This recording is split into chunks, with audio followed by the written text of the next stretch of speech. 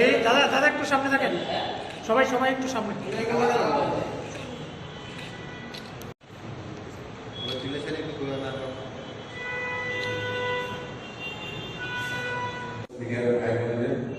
যুব কংগ্রেসের পক্ষ থেকে সদস্য স্বাগত।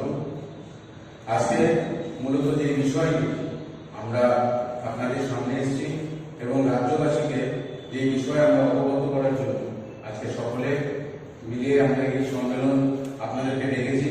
তার মেইন উদ্দেশ্য হয়েছে ইলেকটোরাল বন্ড। আমরা জানি ইলেকটোরাল